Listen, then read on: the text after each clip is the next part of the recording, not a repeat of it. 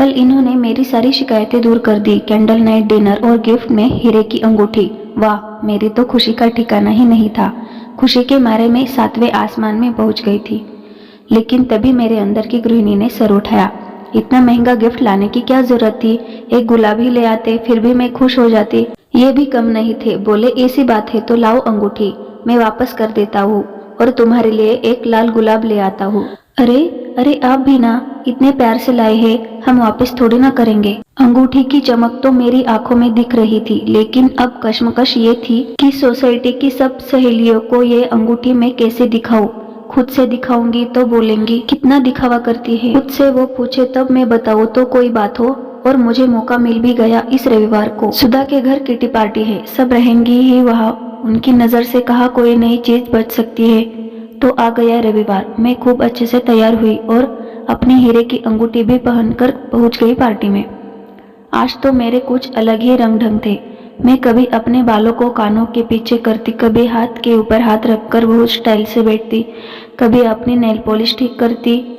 पूरे समय में अंगूठी के ही दिखावे में लगी रही। पूरी पार्टी खत्म हो गई, लेकिन किसी ने भी अंगूठी के बारे में नहीं पूछा। घर आकर मैं अपने में ही बड़बड़ाई जा रही थी कि पक्का जल गई होंगी सब, इसलिए किसी ने सामने से नहीं पूछा। मुझे भी क्या करना है, मैं तो खुश हूँ, जलने दो उन सबको। कुछ दिनों बाद मुझे एक और मौका मिल गया सबको अंगूठी दिखाने का। हमें एक शादी में जाना था। वैसे आजकल समय तो ऐसा है नहीं कि असली जेवर पहनकर शादी में जाया जाए, तो मैंने अपने सब आर्टिफिशियल जेवर ही पहने, लेकिन मेरी हीरे की अंगूठी के मोह से मैं न बच पाई और पहुंच गए हम लोग शादी में। पूरे फंक्शन में मैंने दिखावे का कोई मौका छोड़ा नहीं। फंक्शन खत्म हुआ और रास्ते में ही हम बाइक में घर वापस आने लगे। जैसे ही थोड़ा सुनसान रास्ता शुरू हुआ, दो लोगों ने हमें रास्ते में रोक लिया और मेरी गर्दन पर चाकू रख दिया। उन्होंने हमसे सारा कैश और जेवर निकालने के लिए बोला, लेकिन जेवर तो सब आर्टिफिशियल थे और कैश भी ज्यादा नहीं मिला उन्हें हमारे पास से, इसलिए मूड खराब हो गया उनका और मुझ पर पकड़ मजबूत कर वो इनसे और सामान मांगने लगे थे।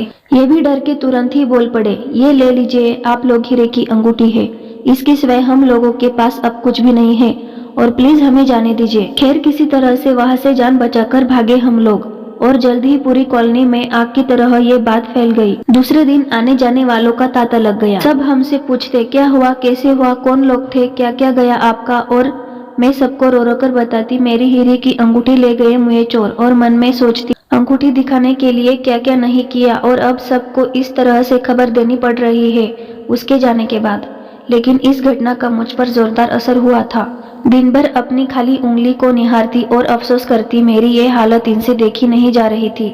मेरे पास आए और मुझे सांत्वना देते हुए बोले, तुमसे क्या छुपा है, तुम तो हमारी हालत जानती ही हो। इतनी आमदनी कहाँ है मेरी जो तुम्हें हीरे की अंगूठी लाकर देता, इसलिए तुम्हारा मन रखने के लिए आर्टिफिशियल अंगूठी लाकर दे दी, जो अब चली गई। भगवान चाहेंगे तो तुम्हें पक्का असली हीरे की अंगूठी लाकर दूंगा, इसलिए इतना अफसोस करना सही नहीं है। मैं सोच में पड़ गई कि वे पहले सच बोल रहे थे या अब। दोस्तों, आपको ये कहानी कैसी लगी प्लीज कमेंट में बताइए।